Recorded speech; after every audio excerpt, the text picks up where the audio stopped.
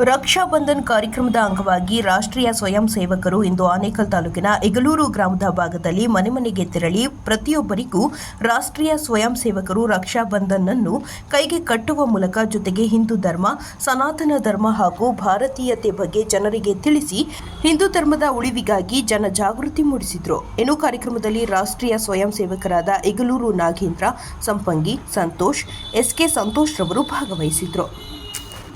78ನೇ ಸ್ವಾತಂತ್ರ್ಯ ದಿನಾಚರಣೆ ಶುಭಾಶಯಗಳು ಒಟ್ಟಾಗಿ ಎಲ್ರಿಗೂ ತಿಳಿಸೋಕ್ಕೆ ಇಷ್ಟಪಡ್ತೀನಿ. ಸುಮ್ಸುಗೆ ಬಂದಿದ್ದಲ್ಲ ಸ್ವಾತಂತ್ರ್ಯ, ನಮಗೆ ಕಷ್ಟಪಟ್ಟು ಹಿರಿಯರು ಜವಾಬ್ದಾರಿ ಹೊತ್ತಂಥ ಆ ದಿನಗಳ ಜವಾಬ್ದಾರಿ ಹೊತ್ತಂಥವ್ರು ಸಾಕಷ್ಟು ಜನಗಳ ಬಲಿದಾನದ ಜೊತೆಗೂಡಿ ಸ್ವಾತಂತ್ರ್ಯ ಬಂದಂಥ ದಿನ ಇವತ್ತು 78ನೇ ವರ್ಷದ್ದು. ಇವತ್ತು ವಿಶೇಷವಾಗಿ ನಾನು ರಾಷ್ಟ್ರೀಯ ಸ್ವಯಂ ಸೇವಕನಾಗಿ ಕಾರ್ಯಕರ್ತನಾಗಿ 18ನೇ ತಾರೀಕು ರಕ್ಷಾಬಂಧನ ಇರೋದ್ರಿಂದ ನಾವು ಸತತ ಇವತ್ತಿನಿಂದ ರಕ್ಷಾಬಂಧನವನ್ನು ಕಟ್ತಾಯಿದ್ದೀವಿ. ಏನು ವಿಶೇಷ ಏನಂದರೆ, ದೇಶ ಮತ್ತು ಸಂಸ್ಕಾರ ಹಿಂದುತ್ವ ಉಳಿಬೇಕು, ಸಂಬಂಧಗಳು ಬೆಸಿಬೇಕು ಅನ್ನೋ ಒಂದೇ ಒಂದು ಕಾರಣಕ್ಕೋಸ್ಕರ ನಾವು ರಕ್ಷಾಬಂಧನವನ್ನು 18ನೇ ತಾರೀಕುವರೆಗೂ ಕಟ್ತಾಯಿದ್ದೀವಿ. ನಮ್ಮಲ್ಲಿ ಧರ್ಮ ಉಳಿಬೇಕು, ದೇಶ ಉಳಿಬೇಕು ಅಂತೇಳಿ ಸಾಕಷ್ಟು ವರ್ಷಗಳಿಂದ ರಾಷ್ಟ್ರೀಯ ಸ್ವಯಂ ಸೇವಕ ಸಂಘ ಪ್ರತಿ ಬಾರಿ ಗುರುತಿಸ್ತಾ ಬಂದಿದೆ.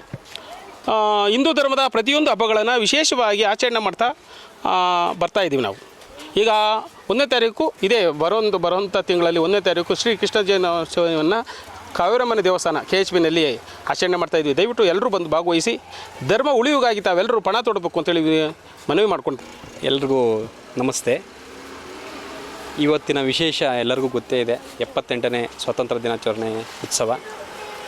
ಇವತ್ತಿನ ಈ ದಿನ ವಿಶೇಷತೆಯಲ್ಲಿ ಹಾಗೆ ನಮ್ಮ ಧರ್ಮ ಹಿಂದೂ ರಾಷ್ಟ್ರೀಯ ಸ್ವಯಂ ಸೇವಕ ಸಂಘದಿಂದ ರಕ್ಷಾ ಬಂಧನ್ ಅಂತ ವ್ಯವಸ್ಥೆ ಮಾಡಿದ್ದೀವಿ. ಅಂದರೆ 18ನೇ ತಾರೀಕಿರೋದು.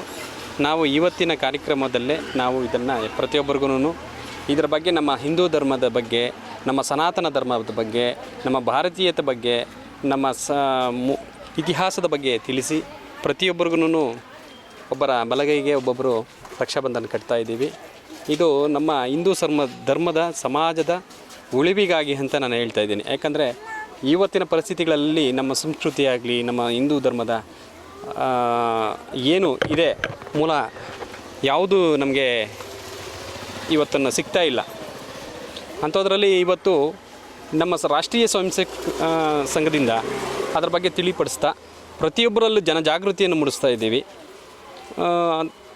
ಹಾಗೆ ವಿಶೇಷ ಕಾರ್ಯಕ್ರಮಗಳನ್ನು ಯೋಜನೆ ಮಾಡಿ ಇದೇ ಬರುವ 1ನೇ ತಾರೀಕು ಅಂದರೆ ಸೆಪ್ಟೆಂಬರ್ 1 ಕೃಷ್ಣ ಜನ್ಮಾಷ್ಟಮಿ, ಕೃಷ್ಣನ ಯಾವ ರೀತಿ ಅವರು ಬಾಲ್ಯದ ಆಡ್ತಾ ಇದ್ದಂತಹ ಒಂದು ಪ್ರತಿಯೊಂದು ಆಟಗಳನ್ನು ಆಯೋಜನೆ ಮಾಡಿ ಮತ್ತು ಮಕ್ಕಳಲ್ಲಿ ಆ ಜಾಗೃತಿಯನ್ನು ಮೂಡಿಸಿ ಒಂದು ನಮ್ಮ ಹಿಂದೂ ಸಮಾಜದ ಉತ್ಸವಗಳನ್ನ ಆರಂಭಿಸ್ತಾ ಇದ್ದೀವಿ.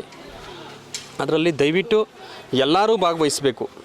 ಎಲ್ಲರೂ ಭಾಗವಹಿಸಿ ತಮ್ಮ ಒಂದು ಧರ್ಮದ ಬಗ್ಗೆ ಅರಿವು ಮೂಡಿಸ್ಬೇಕಂತ ತಮ್ಮಲ್ಲಿ ಕರ್ತವ್ಯದಿಂದ ಕೇಳ್ಕೊತೀನಿ.